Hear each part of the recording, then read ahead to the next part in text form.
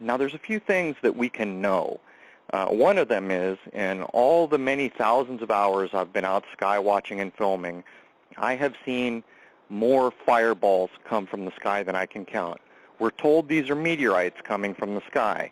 And while I don't know if that's what those things are, I can tell you that if they were in fact space rocks, a number that I have seen, a large number, look like they may have struck Earth.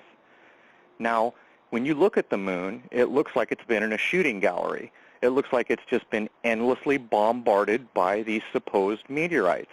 And yet, in all these thousands of hours of filming, I have never seen anything move or change on the surface of the moon, to the point where I don't think it can be hit. And to top it off, I have begun to start to come to the conclusion that I believe the moon is emanating its own light. I don't think it's reflecting sunlight at all. And more will come on that soon, because myself and a couple people who were involved in kind of looking for the lunar wave are going to try to demonstrate that the quality of moonlight is vastly different than the quality of sunlight. And given all the footage you have of the moon and other objects, I know we've spoken a lot about the lunar wave in this interview, but you've also caught a lot of interesting objects transiting the moon. Now, can you speak a little bit about that, and also whether you think that constitutes, really good evidence of, more fakery, or whether you still think that the lunar wave is the best piece of evidence that you've caught?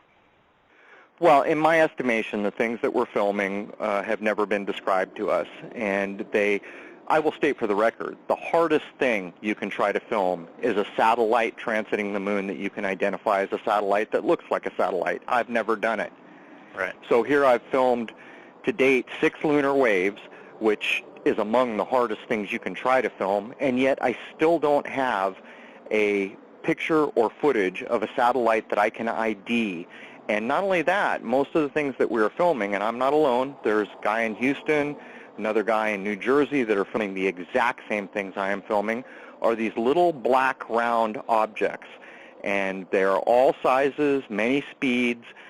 Some of them, when you film them, look like they're elongated, but when you freeze the video frame, you'll see that they're round. They're just traveling so fast they have speed blur.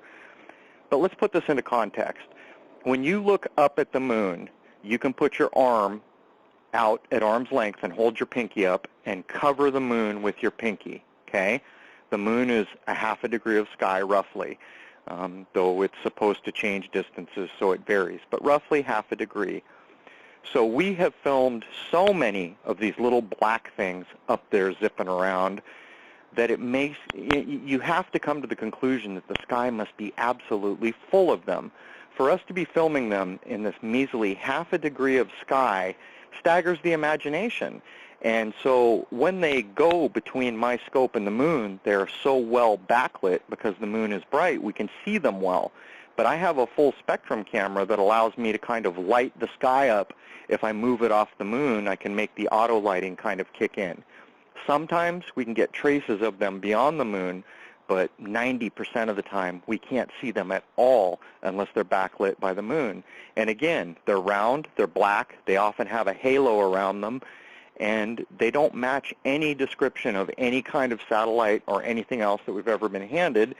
And it is so blatant, in my view, that I have made clips informing people that you need to question satellites as they have been described to you, because I don't believe for a second that anything goes above low Earth orbit, and I'm not even sure that what we call low Earth orbit could be considered as space in the way that you've described it. Yeah, that's an interesting point, and actually that segues nicely into what I was going to ask next, because I was going to get into the whole thing of the solar system, the sun, outer space. I mean, same thing. We've been taught in textbooks when we were little kids that this is the sun, this is how big it is. We live in a galaxy, and that's in another galaxy, and on and on. I mean, how do we even know that any of that's true? We don't, and I have clips up that question, with some pretty provoking thought experiments, the distance of the moon as an example. It's just so interesting to me that they can, say with such authority, we know that the sun's this far away and it's doing this and this, and they don't have any idea. I mean, either they have no idea or they're deliberately making up a story, and the deception runs so deep. I mean, they're deliberately fooling us about, the place where we live, our very place in the universe. I mean, massive questions that are everyone's birthright to know. And these guys are just, telling us the most outrageous lies and trying to pull off the most outrageous deception. It's just quite unbelievable. Well, it's all coming home to roost now, and I think there is real reason to consider that there are land masses here on this world that we are unaware of, and that their misdescription of this world that we live in is one of the many things it does besides keeping us all ignorant and making bad decisions our whole life, is that I think it's quite possible that there is a landmass that we do not know of or have access to. And when you look at things like chemtrailing, one of the vexing questions that was always asked me, and I'm stating for the record, chemtrails are 100% real. It is not an arguable thing.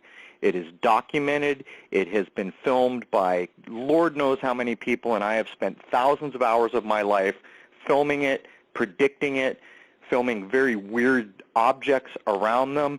It's a real thing. But the question that kept being asked me was, why would anyone spray all this crap in the air if their kids were going to breathe it? And for the longest time, I was really vexed by that question. I thought, yeah, why would they do that? Are they immune? Is there some kind of genetic component here where what they're doing affects certain genes? I just couldn't come up with a logical reason. And then one day I got a comment on my channel from somewhere in northern India near the Himalaya that claimed they'd never seen a chemtrail in their whole lives, and they were sky watchers. And I thought, well, this is one guy. Well, then this happened a few times, people in that area of the world claiming that that kind of known pure area of the world had never experienced people reporting on YouTube that there were chemtrails. So I started thinking about that. Then when the flat earth argument began to crop up, and they were using things like the image of that big mosaic round thing in the middle of the table that shows a flat map of the earth, I began to consider that if Antarctica is truly guarded by 47 nations or however many there are in that treaty, it's quite possible that there are land masses we're unaware of. And it's quite possible that there are places on this planet that are completely free of the effects of what's being done over the majority of city populations.